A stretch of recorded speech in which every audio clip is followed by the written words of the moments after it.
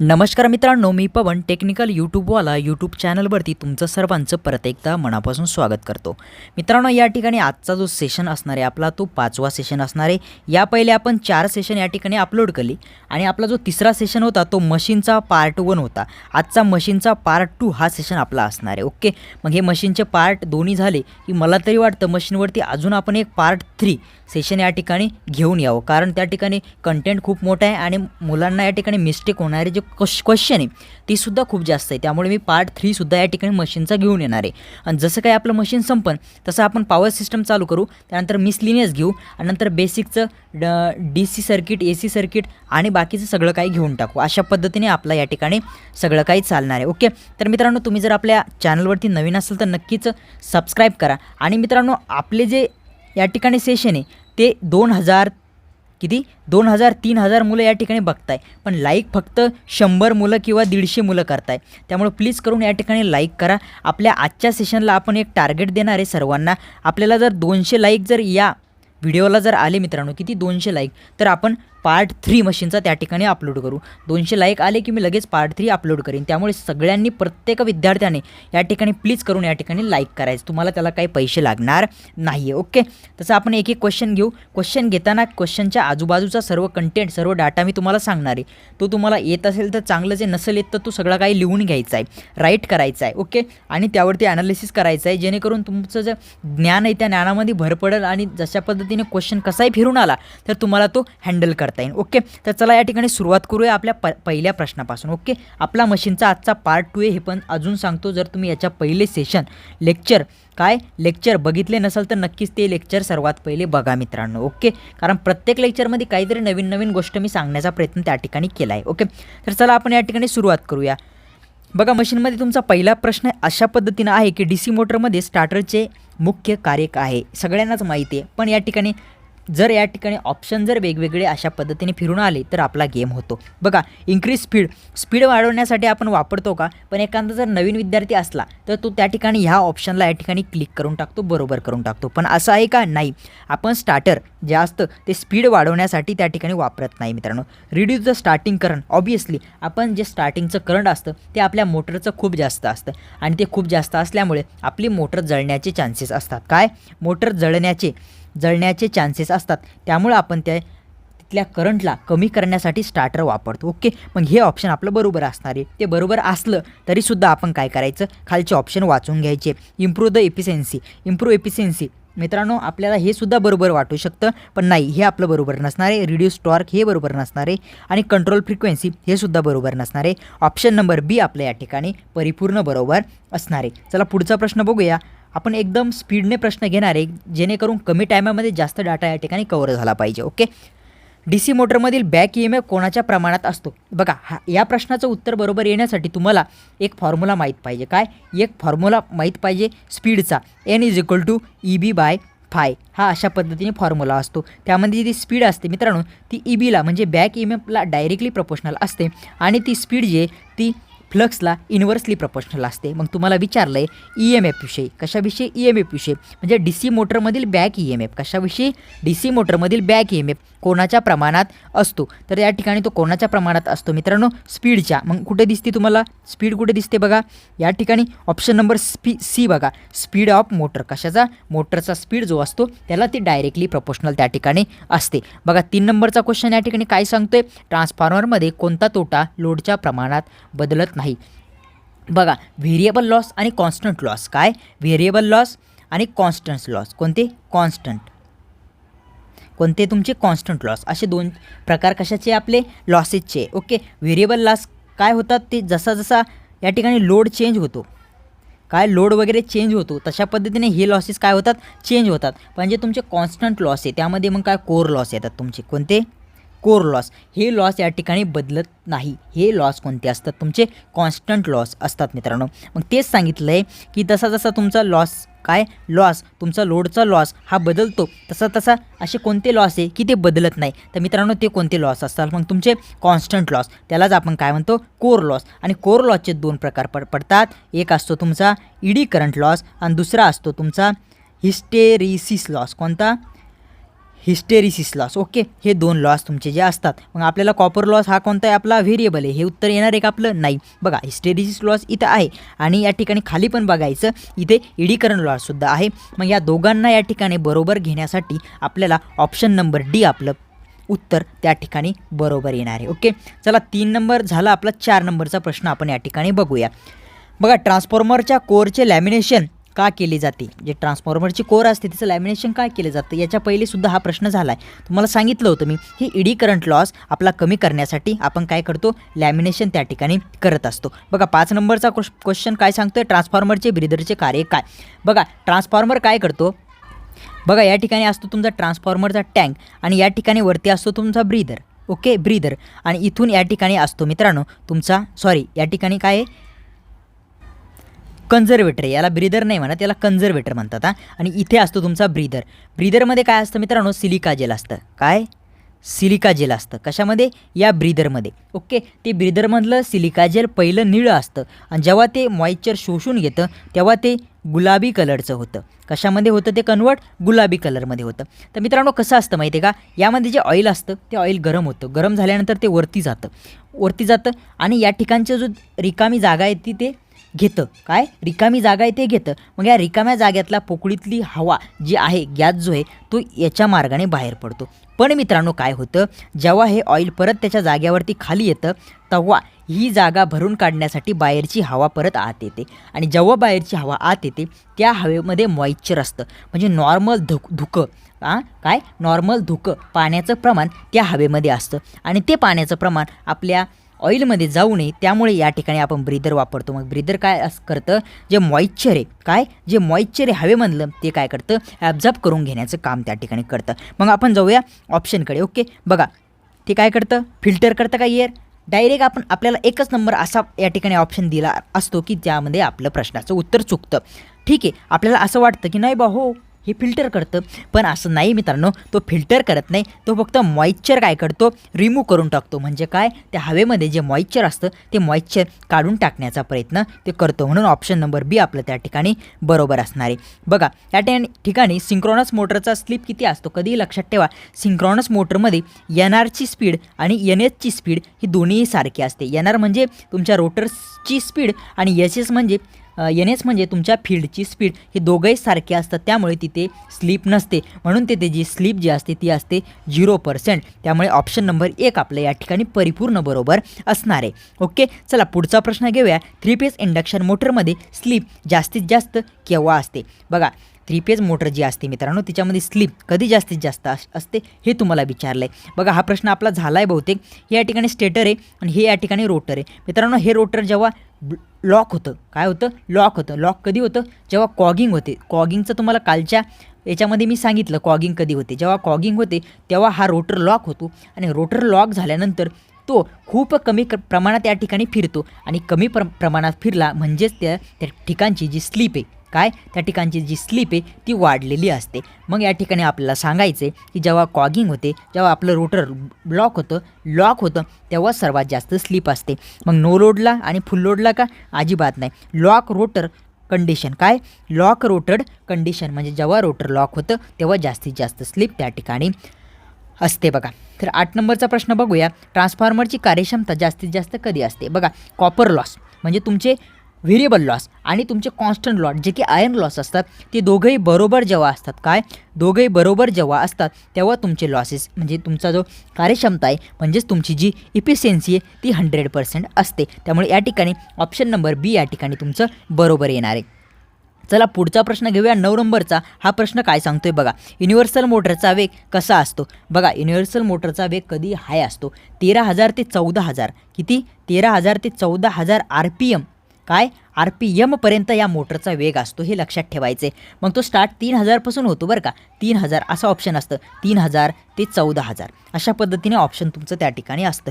मग हे ऑप्शन आपलं या ठिकाणी बरोबर येणार आहे. ओके 10 नंबरचा प्रश्न या ठिकाणी बघूया मित्रांनो. बघा DC मशीनमध्ये इंटरपोलचे कार्य काय आहे बघा. इंटरपोल कुठे असते? आपल्या DC मशीनमध्ये वापरतो. ते कशासाठी वापरतो? कम्युटेशन आणि आपल्या जे आर्मेचर रिॲक्शन होतात त्या आर्मेचर रिॲक्शन कमी करण्यासाठी पण आपण त्याला वापरतो आणि या ठिकाणी कम्युटेशनचं इम्प्रूव्हमेंट करण्यासाठी सुद्धा आपण त्याला या ठिकाणी वापरतो. मग आपण ऑप्शननुसार जाऊया. रिड्यूस हिस्टेरिसिस लॉस अजिबात नाही, हे आपलं बरोबर येणार नाही. इम्प्रूव्ह द कम्युटेशन यस, हे आपलं बरोबर त्या ठिकाणी येणार. त्यानंतर काय? Increase the efficiency no, increase इफिशियन्सीपेक्षा हे आपलं इम्पॉर्टंट आहे. इफिशियन्सी आपली वाढणार हे बरोबर आहे, पण त्यापेक्षा आपलं इम्पॉर्टंट ऑप्शन नंबर बी त्या ठिकाणी राहणार आहे, म्हणून सीला आपण प्रेफरन्स देणार नाही आहे. त्यानंतर रिड्यूस कॉपर लॉस का? अजिबात नाही. इम्प्रूव्ह द पॉवर फॅक्टर का? अजिबात नाही. ऑप्शन नंबर बी त्या ठिकाणी आपलं बरोबर असणार आहे. ओके, ऑप्शन नंबर बी. चला पुढचा प्रश्न काय सांगतोय बघा. ट्रान्सफॉर्मरमध्ये शॉर्ट सर्किटमुळे कोणता भाग सर्वाधिक प्रभावित होतो? या क्वेश्चनवरती मला स्वतः डाऊट आहे मित्रांनो, कारण क्वेश्चनचे ऑप्शन आणि जे उत्तर दिलेलं आहे ते थोडं मिसमॅच दिलेलं आहे मला तरी वाटतं. ऑप्शन जरा चेंज झालेले. ओके, त्यामुळे 11 नंबरचा क्वेश्चन आपण पुढच्या सेशनमध्ये तुम्हाला मी समजून सांगण्याचा प्रयत्न करतो. ओके बघा, इंडक्शन मोटरला जर नो लोडवर चालवले तर काय होईल? बघा या ठिकाणी अशा पद्धतीचा डोंगर आहे. कसा आहे? अशा पद्धतीचा डोंगर आहे. या डोंगरावरती एखादा समजा माणूस आहे, त्याच्या पाठीवरती आपण एक गोणी दिली, खताची गोणी दिली. त्याला सांगितलं आपण की या डोंगरावरती तुला गोणी घेऊन जायचं आहे. त्याला ते अवजड होईल का कसं होईल मला सांगा? त्याला ते कठीण होईल. त्याला वरती जाण्यासाठी धापा लागेल आणि तो जेवढं काम तो रिकामं, समजा एक असा माणूस आहे की तो रिकामा आहे आणि एकाच्या डोक्यावर गोणी आहे, हा पटपट जाईल, याची स्पीड जास्त असेल, पण ह्या हळू प्रमाणात जाईल, याची स्पीड कमी असेल. बरोबर आहे का नाही? त्यामुळे जर इंडक्शन मोटर आपण नो लोडवर चालवली तर ती जास्त प्रमाणात चालेल, जास्त प्रमाणात तिचा स्पीड राहील कम्पेअर टू तिच्यावर लोड दिल्यानंतर. काय मग तुम्हाला कळालं? सेम जशी आपली गोष्ट आहे तशीच त्या मशीनची सुद्धा गोष्ट आहे. हे तुम्ही कन्सेप्ट लक्षात ठेवून त्या ठिकाणी उत्तर मारायचे. बरोबर आहे का नाही? मग या ठिकाणी बघा, नंबर 1ला स्पीड इन्क्रीज आहे. बरोबर आहे. जर तिचा लोड नसेल, तिच्यावर लोड जर कमी झाला, नो लोडला जर ती चालवली तर त्या ठिकाणी तिचा स्पीड काय होणार आहे? वाढणार आहे मित्रांनो. काय होणार आहे? तिचा स्पीड त्या ठिकाणी वाढणार आहे. स्पीड डिक्रीज का? अजिबात नाही. जेव्हा तिचा लोड वाढवू आपण तेव्हा तिचा स्पीड डिक्रीज होईल. बरोबर आहे का नाही? त्यानंतर मोटर स्टॉप होईल का? नाही, मोटर चालेल, स्टॉप होणार नाही. हाय करंट ड्रॉन नाही. हे बाकीचं सगळं चूक असणार आहे. आपलं ऑप्शन नंबर येच या ठिकाणी आपलं बरोबर असणार आहे. बघा 13 नंबरचा प्रश्न या ठिकाणी 13 नंबरचा प्रश्न पुढं टाकलेला आहे. हा 14 नंबरचा पहिला घेतला आहे. बघा या ठिकाणी इंडक्शन मोटरचा फुल लोडवर सामान्यतः पॉवर फॅक्टर किती असतो? बघा फुल लोडवर आणि नो लोडवर हे तुम्हाला माहीत पाहिजे. आता यांनी आपल्याला फुल लोडचं विचारलं आहे, तर फुल लोड कधी लक्षात ठेवा 0.8 0.8 टू 0.9 लॅगिंग 0.9 लॅगिंग अशा पद्धतीचा असतो फुल लोड. आणि तुम्हाला नो लोडचा विचारला तर 0.2 टू 0.4 लॅगिंग. किती? 0.2 ते 0.4 लॅगिंग अशा पद्धतीने असतो नो लोडचा. या दोन्ही कन्सेप्ट पेपरला आलेल्या आहे, त्यामुळे चांगल्या पद्धतीने लक्षात ठेवा, नसेल तर लिहून घ्या. बरोबर आहे का नाही? आता आपल्याला फुल लोडचं विचारलं आहे, तर या ठिकाणी 0.2 हे आपलं नो लोड पाहिजे, हे नो लोड पाहिजे, हे नो लोड पाहिजे, हे तर नाही आहे आपलं या ठिकाणी. बघा डी नंबरला तुम्हाला दिसतं आहे 0.8 लॅगिंग.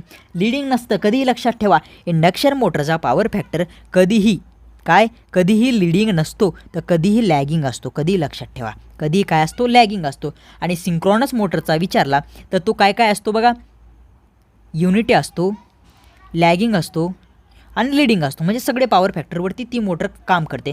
मग ती आपण ओव्हर एक्साईट करतो, अंडर एक्साईट करतो का कशी करतो त्यावरती डिपेंड करतं की ती युनिटी देईल का, लॅगिंग देईल का, लिडिंग देईल. ओके, तिच्या चालवण्यानुसार ती आपल्याला पॉवर फॅक्टर त्या ठिकाणी प्रोव्हाइड करते. बरोबर आहे का नाही? चला 15 नंबरचा प्रश्न काय सांगतोय बघा. सिंक्रोनस मोटरमध्ये डॅम्पिंग वाइंडिंगचे कार्य काय आहे? बघा जी तुमची सिंक्रोनस मोटर असते तिला स्टार्टिंग टॉर्क देण्यासाठी स्टार्टिंग मित्रांनो? स्टार्टिंग टॉर्क प्रोव्हाइड करण्यासाठी आपण आपली डॅम्पिंग वाइंडिंग त्या ठिकाणी प्रोव्हाइड करत असतो. ओके, तर मग आपण जाऊया आता प्रश्नावरती, म्हणजे ऑप्शन कशा पद्धतीने दिले. बघा रिड्यूस व्हायब्रेशन, आपलं हे प्रश्नाचं पहिलं नंबरचं ऑप्शन असं असतं की त्याला आपण टिक करतो, पण ते असतं चुकीचं.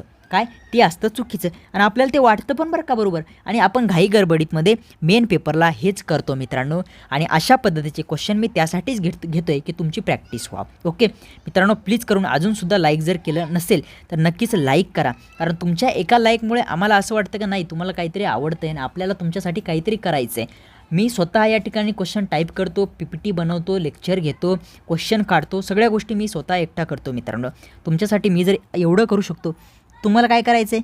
फक्त एक लाईक करायचं आहे, फक्त एक लाईक करायचं आहे बस, बाकी काही नाही करायचं. आणि तुम्ही जर आपल्या प्लॅटफॉर्मवरती नवीन असाल तर सबस्क्राईब करायचं आहे, जेणेकरून तुम्हाला नवीन नवीन जे अपडेट आहे ते सर्वात पहिले त्या ठिकाणी मिळत जाईल. ओके, तर बघा व्हायब्रेशनसाठी करतो का नाही, इम्प्रूव्ह इफिशियन्सी नाही, इफिशियन्सी होणार आहे पण हे त्याचं प्रॉपर ऑप्शन या ठिकाणी नसणार आहे, बरोबर आहे की नाही. रिड्यूस हंटिंग कमी करण्यासाठी आपण त्याला वापरतो. काय हंटिंग कमी करण्यासाठी ते वापरतो, पण तिला स्टार्टिंगला टॉर्क देण्यासाठी पण वापरतो. पण याच्यापेक्षाही हंटिंग हे आपलं ऑप्शन परिपूर्ण या ठिकाणी बरोबर असणार आहे मित्रांनो. लक्षात ठेवा, या ठिकाणी हा प्रश्न खूप जास्त घुमून विचारला जातो. कधी कधी स्टार्टिंग टॉर्क वाढवण्यासाठी, कधी कधी या ठिकाणी तुमची हंटिंग कमी करण्यासाठी, पण या ठिकाणी कधी तुम्हाला रेफरन्स कशाला द्यायचा आहे मित्रांनो, हंटिंगला त्या ठिकाणी द्यायचा आहे. काय हंटिंग म्हणजे काय होतं या ठिकाणी बघा, तुम्हाला समजून सांगतो. अशा पद्धतीने तुमचं रोटर असतं, काय अशा पद्धतीने रोटर असतं आणि हे असतं तुमचं स्टेटर, म्हणजे स्टेटरचे पोल. आता स्टेटरचा पोल इथं राहतो आणि हा रोटरचा पोल इथं राहतो, कुठं इथं राहतो.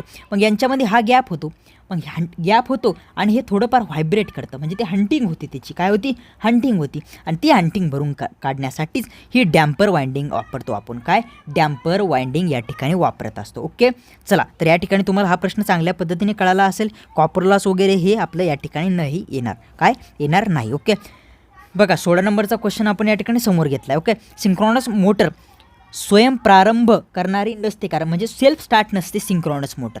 काय सिंक्रोनस मोटर सेल्फ स्टार्ट नसते, मग ती का सेल्फ स्टार्ट नसते हे तुम्हाला या ठिकाणी सांगितले. तर मित्रांनो कधीही लक्षात ठेवा, तुमची जी सिंक्रोनस मोटर असते किंवा आपली जी सिंगल फेज इंडक्शन मोटर वगैरे असते ह्या सेल्फ स्टार्ट नसतात. का कारण त्या काय करतात, या ठिकाणी स्वतःचा स्टार्टिंग टॉर्क या ठिकाणी निर्माण करत नाही. मग ते स्वतःचा स्टार्टिंग टॉर्क निर्माण करत नाही आणि तो स्टार्टिंग टॉर्क जो असतो तो निर्माण करण्यासाठी आपण त्या ठिकाणी जी आपली इंडक्शन मोटर असते कोणती सिंगल फेज, त्या ठिकाणी आपण कॅपॅसिटर वापरतो. काय वापरतो, कॅपॅसिटर वापरतो. आणि आपली जी सिंक्रोनस मोटर आहे त्या ठिकाणी स्टार्टिंग टॉर्क या ठिकाणी हे करण्यासाठी आपण पोनी मोटर वापरतो. तुम्हाला चांगल्या पद्धतीने माहीत असते या ठिकाणी काय वापरतो, पोनी मोटर. आणि आपण याच्या पहिलेच या ठिकाणी हा प्रश्न घेतला बघा, कोणता हा प्रश्न, या ठिकाणी हंटिंग कमी करण्यासाठी आणि स्टार्टिंग टॉर्क प्रोव्हाइड करण्यासाठी आपण ती वाइंडिंगसुद्धा वापरतो, बरोबर आहे का नाही. वाइंडिंगसुद्धा वापरतो आणि पोनी मोटरसुद्धा वापरतो. पोनी मोटर म्हणजे छोटी मोटर असते, इंडक्शन मोटर टाईपचीच एक मोटर असते, त्या मोटरनं आपण स्टार्टिंग टॉर्क प्रोव्हाइड करतो. कुणाला, या आपल्या सिंक्रोनस मोटरला. मग या ठिकाणी तोच प्रश्न विचारला आहे, ती सेल्फ स्टार्ट का नसते, कारण त्या ठिकाणी जो स्टार्टिंग टॉर्क असतो तो ॲब्सेंट असतो, त्यामध्ये स्टार्टिंग टॉर्क नसतो.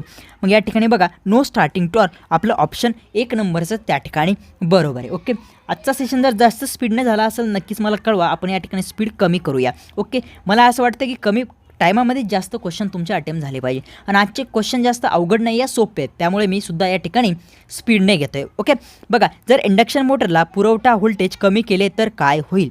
इंडक्शन मोटर आहे तुमची, तिचा सप्लाय कमी केला. बघा एक तुम्ही या ठिकाणी तुम्ही 2 पोळ्या खाता, किती 2, पण तुम्हाला आज एकच पोळी दिली तर तुमची एनर्जी काय होईल, एनर्जी कमी होईल. जी एनर्जी तुम्हाला रोज भेटते ती एनर्जी तुम्हाला एवढ्या एका पोळीने भेटणार आहे का, नाही. मग तसंच त्या मोटरचं आहे मित्रांनो, तिला जो आपण व्होल्टेज देतो ती तिची एनर्जी आहे. जशी ही चपाती पोळी भाजी आपली एनर्जी आहे, तशी ती जो व्होल्टेज देतो आपल्याला तो जो व्होल्टेज आहे तो त्या मोटरची एनर्जी आहे.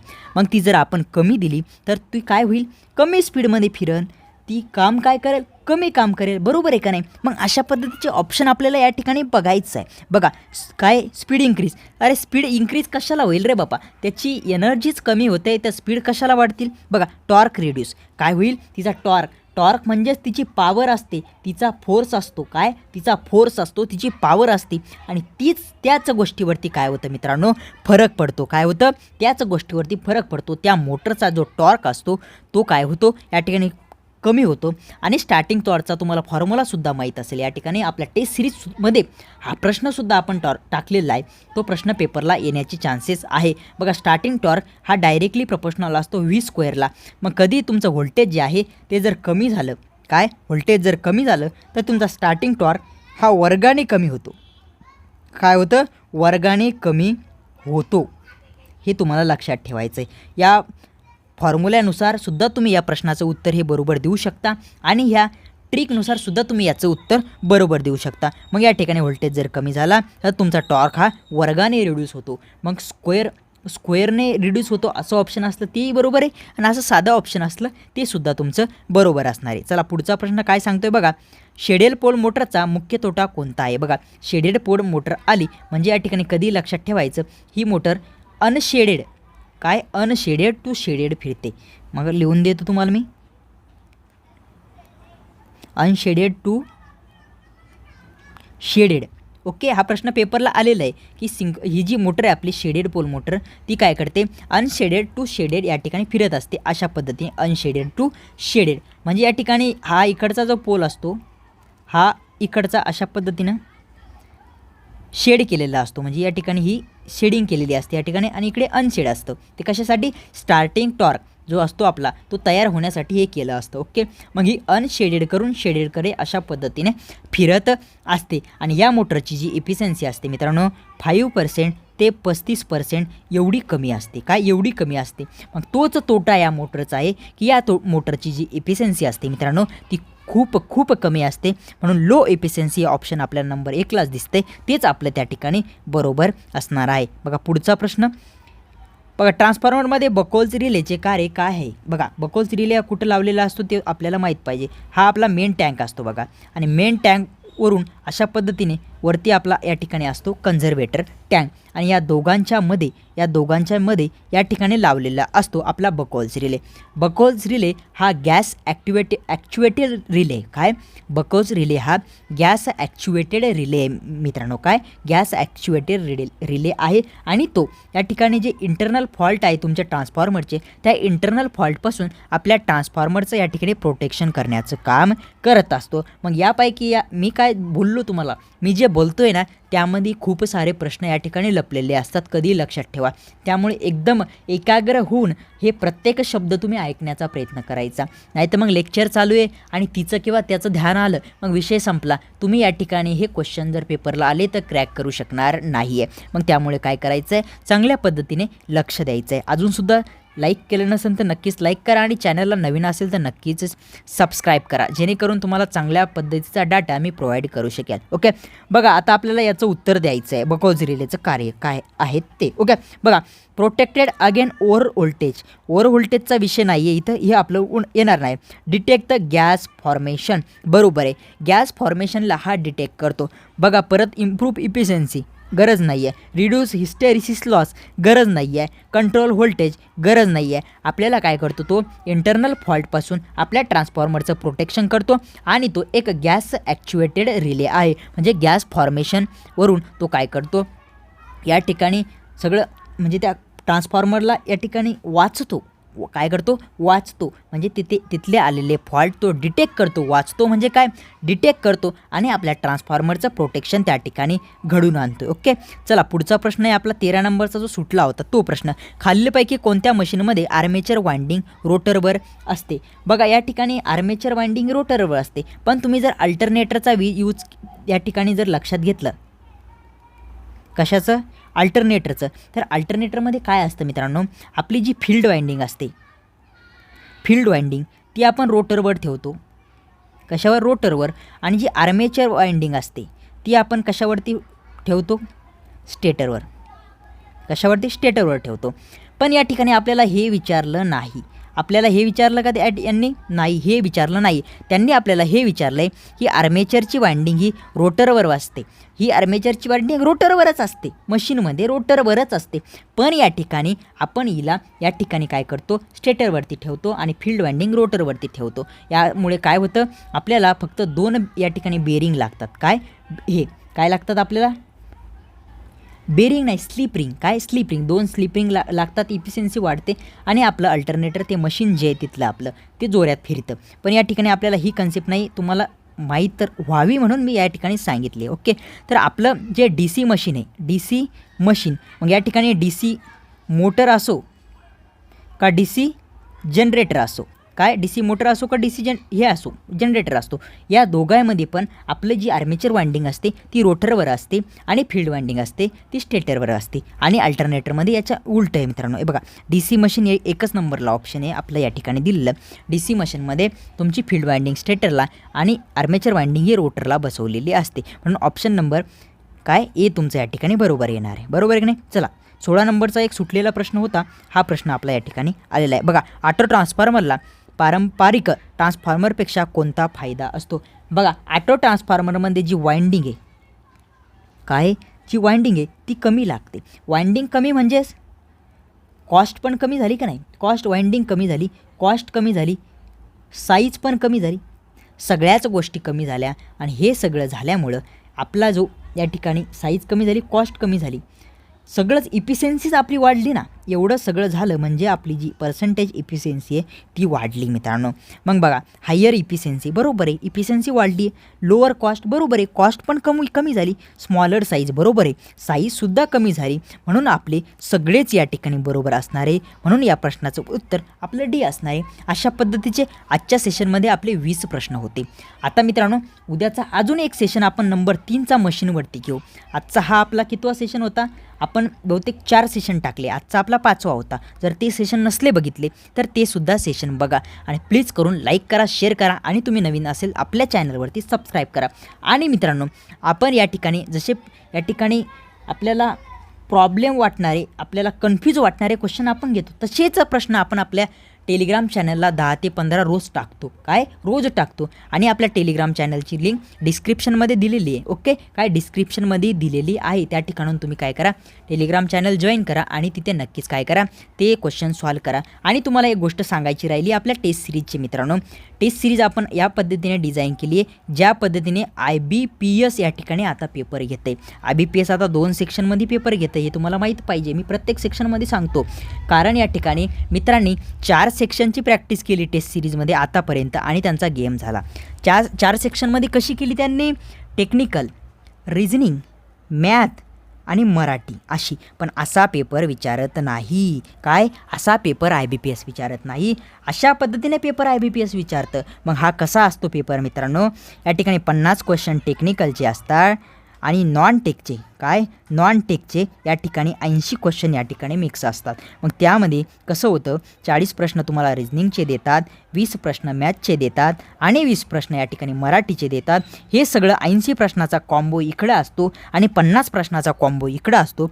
ही सगळी या ठिकाणी ॲनालिसिस करून, या गोष्टी ॲनालिसिस करून आपण आपला या ठिकाणी टेस्ट सिरीजचा कंटेंट डिझाईन केला आहे. आणि मी स्वतः महावितरणचा ज्युनियर इंजिनियरचा पेपर दिला, मी स्वतः महापारेषणचा टेक्निशियन 2चा पेपर दिला आणि असिस्टंट टेक्निशियनचा सुद्धा मी पेपर दिला. या सगळ्यांचं ॲनालिसिस करून मी टेस्ट बनवली आहे. त्याच पद्धतीचं या ठिकाणी नॉन टेक आणि टेक्निकल त्या ठिकाणी क्वेश्चन आपण टाकलेले आहे आणि या पद्धतीचा पॅटर्न त्या ठिकाणी आपण घेतलेला आहे, जेणेकरून तुमचं प्रॉपर टाईम मॅनेजमेंट होईल. तुम्हाला कमी टायमामध्ये जास्त क्वेश्चन कशा पद्धतीने सोडवता येईल, या सगळ्या गोष्टीचा या ठिकाणी अभ्यास आपण या टेस्ट सिरीजमध्ये केलेला आहे मित्रांनो. आणि त्यानंतर आपली जी या ठिकाणी IBPS क्वेश्चन घेतं, आपण आत्तापर्यंत जी प्रॅक्टिस केली मित्रांनो, वरती इंग्लिशमध्ये क्वेश्चन दिसायचा, खाली मराठीत दिसायचा. आजपर्यंत तुम्ही ज्या टेस्ट सोडवल्या त्यांचं सांगतो. पण मित्रांनो, IBPS असं करत नाही. IBPS फक्त एक तर तुम्ही इंग्लिश चॉईस केली तुम्हाला इंग्लिशमध्ये प्रश्न दिसतो, जर तुम्ही मराठी चॉईस केली तर तुम्हाला फक्त मराठीत प्रश्न दिसतो. आणि तुम्हाला ती लँग्वेज चेंज करायची असली